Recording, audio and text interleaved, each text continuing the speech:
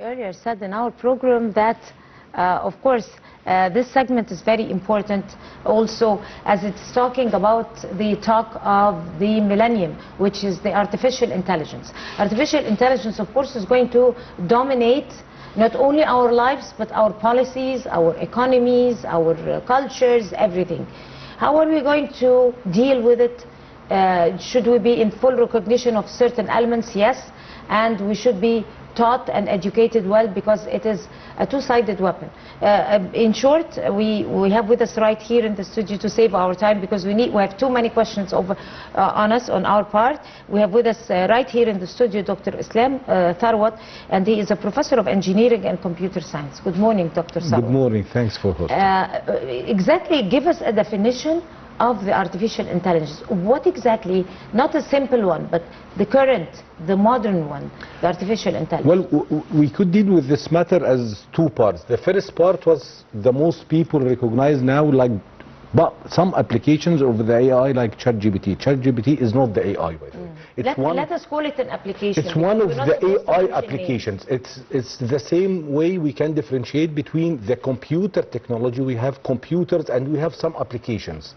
We use the technology of the computer to develop applications. Those applications could be applied in many sectors and many. So if we went 20 or 30 years ago, we developed the computers, then we started to develop applications, some with financial banking systems, some with ministries, some with other entities, universities, and developed to the smart applications with our smartphone. So the computer developed application. The AI conceptually is about, it's not about writing programs, software with a set of instructions to be executed. However, it's about the basic of the machine learning. We now not programming the computers, but we develop some learning capabilities to the computer. So now we have a new kind of computers that can be equipped with some experience, and they can recognize their environment and take decisions according to the data set they have. So the AI is the ability of computers to think like the human. Of course, we wouldn't be able to develop chat application with the normal programming way. However, with this kind of machine learning, we were able to develop an application to chat. So ChatGPT is one of the most important applications. However, during the next maybe 2, 3, 5 years, we will witness a lot of AI applications, and it could affect many aspects of our life, from the education, from the government, from the industry sector. So the AI application is about developing new kinds of application with the machine learning capabilities. Egypt have launched the first strategy of artificial intelligence 2020, and now we are in the second edition of the 2023 and the 2025. Of course, we have. I'm not going to ask you what is the difference between the first one and the second, because it's common knowledge to everybody. When technology, of course, there is a difference, and what is applied on the international artificial intelligence is going to be applied on what's happening in Egypt, because Egypt is coping with the international arena. But my question to you is, exactly how is Egypt going to be able to innovate on new techniques, on new elements, especially that we have calibers that are dominating the international arena? We have scientists and computer science professors and personalities who are working in that field in the United States and in Europe. So what exactly is going to be admitted by the Egyptian hand? Well, let's just first to recognize and to appreciate the effort of the Egyptian government in this portfolio, because having an AI strategy from 2020, maybe 2 or 3 years ago, before if it's 2 months, then it's old. Yes, so it's really reflecting how Egypt and the leadership of Egypt is aware about the technology, about what's coming, and it's about the vision. So the strategy of the AI was developed and launched under the umbrella of the National Council of the Artificial Intelligence, and it's supposed to be the second one during 2025. It's launched under the umbrella and the auspice of President Abdel Fattah al-Sisi, and it focuses in these 6 pillars mainly, and there is some differences of course between the second version and the first version. The first version is about more project charter, about how to deal with the AI, how to recognize the AI, to develop some basic use cases with government, with education and development. However, the second strategy is focusing about 6 new pillars.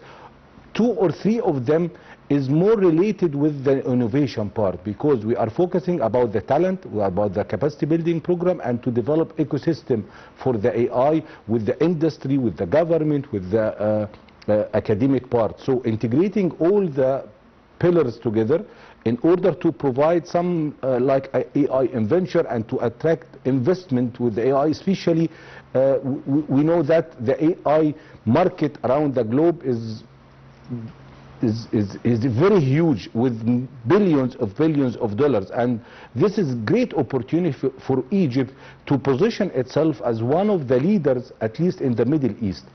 With the race of the AI, of course, you have mentioned that about our scientists, but I'd like to focus that we don't need to go with the scientific part with the AI.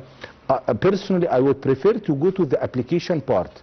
It's about like the Indian experience. They have a good experience. Yes, 20 or 20. Very good experience. Very good experience with the software development. Maybe with the computer technology have started in the mid of 90s, last century.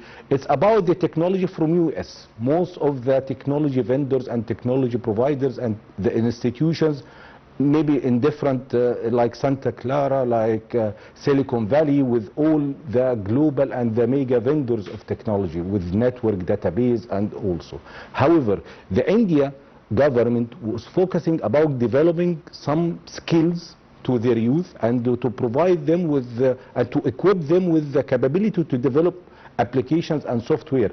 Then India was the most important country around the globe with the software development industry.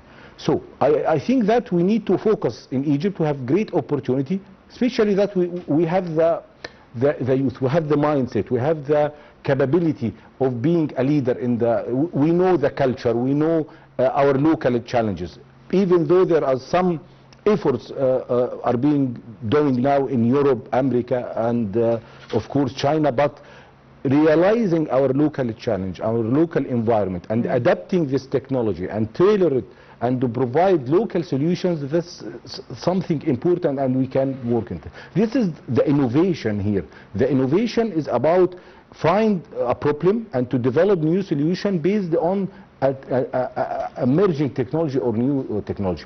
Of course, the AI is not the only emerging technology. AI is one of the most important emerging technologies, but also linking this technology with other technology like the virtual reality, like the blockchain, like the real-time analytics, the big data.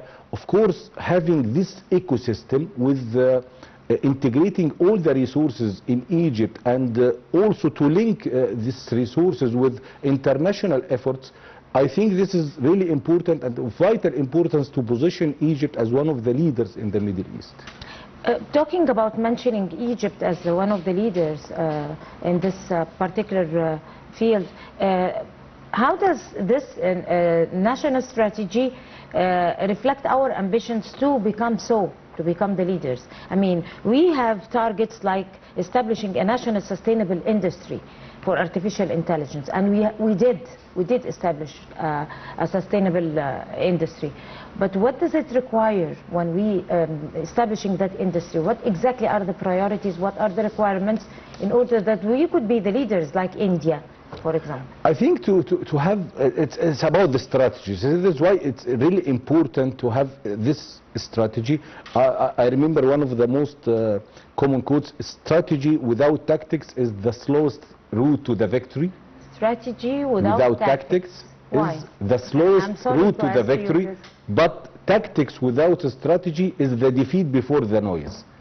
So that's very important. This is really Can important. you please explain this? Yes, it's about having vision and know where you want to go. Then all the tactics, all the pillars and the initiatives supporting your strategy. So the strategy means that you know how and where you want to be maybe after 5 years or something like that. And this something you need to integrate all the resources together to get this goal, to achieve your goals and objectives. If we don't have this destination, it's like when we are trying to to travel to anywhere. If we don't know what's our destination, we will just move and go, and there is nothing to. There is a lot of effort are being done, but you will not reach your final destination because. So the strategy, the target is the destination. Yes. The tactics is what? All the initiatives, all the activities, all the steps taken. Yes, the the steps, the procedures. This is what I mean by with tactics. The plan on how to make it, the yes, know-how. Yes. So the strategy define the pillars, the main pillars of what we are targeting in Egypt, and we have 6 main pillars. The first one is about the infrastructure. We need to empower and equip us with a good infrastructure.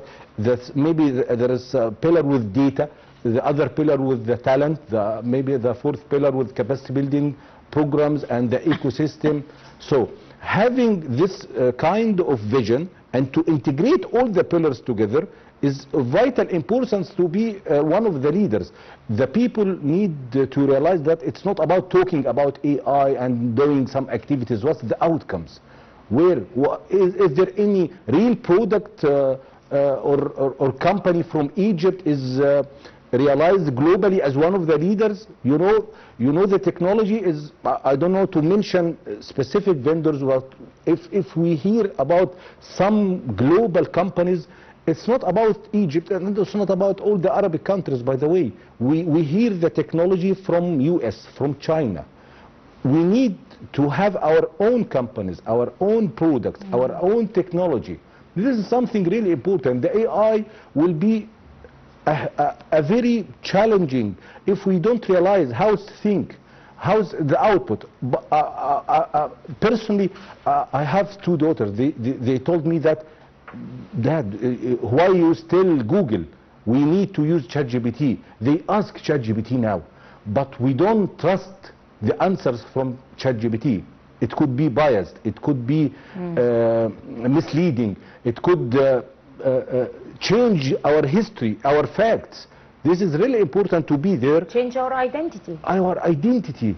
This could be a huge important source of information. If we don't have our own source of information, we will be at great risk, by the way, in the terms of the national security as well. So the AI strategy is not fancy. It's not about having something nice to talk about and use some applications. It's about our identity, to protect our new generation and to position ourselves as one of the leaders. And Egypt is always one of the leaders.